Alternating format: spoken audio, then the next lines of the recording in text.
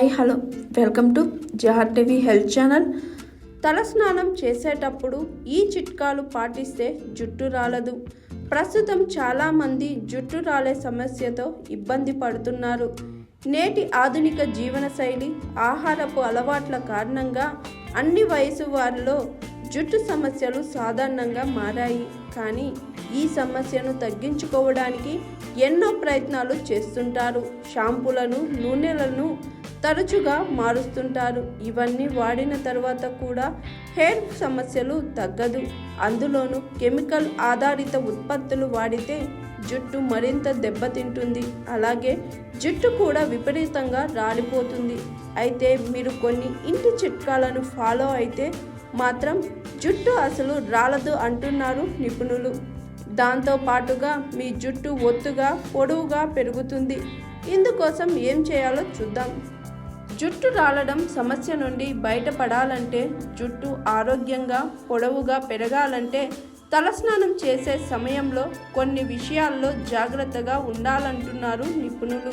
జుట్టు స్కాల్ప్ నుంచి సహజ నూనెలను తొలగించకుండా ఉండటానికి సల్ఫేట్ లేని షాంపూను ఉపయోగించి మీ జుట్టును వాష్ చేసుకోవాలని అంటున్నారు నిపుణులు.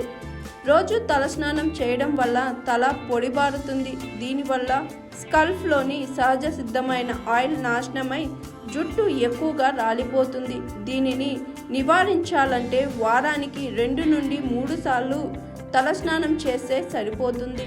తలస్నానం చేసేటప్పుడు చాలా వేడి నీళ్ళతో స్నానం చేయకూడదు. ఇది జుట్టు రాలడానికి కారణం కావచ్చు. తలస్నానం చేసేటప్పుడు జుట్టును పూర్తిగా శుభ్రం చేసుకోకపోతే షాంపూలోని రసాయనాలు అలాగే ఉండి జుట్టుకు హాని కలిగిస్తాయి. జుట్టు రాలడానికి ఇది కూడా ఒక ప్రధాన కారణం కావచ్చు. నూనె రాసుకోకుండా జుట్టును వాష్ చేసుకోవడం వల్ల కూడా జుట్టు రాలుతుంది. దీన్ని నివారించడానికి తలస్నానం చేసే ముందు మీ జుట్టుకు నూనె అప్లై చేసుకోవడం మంచిది. కనీసం వారానికి ఒకసారైనా జుట్టుకు బాగా నూనె రాసి తేలికగా మసాజ్ చేసి తలస్నానం చేయాలి. ఇది జుట్టు కుదులను బలపరుస్తుంది. తలస్నానం చేసే ముందు తాజా కలబంద జెల్ను జుట్టు చివరి వరకు అప్లై చేసి కాసేపు అలాగే ఉంచి జుట్టును కడగాలి. ఇది జుట్టు సమస్యలన్నిటినీ పరిష్కరిస్తుంది. హాయ్ ఎవ్రీవన్, నేను మీ Pavani. Please like, share and subscribe GR TV. Hi, I'm Jyoti Singh. Please like and subscribe GR TV channel.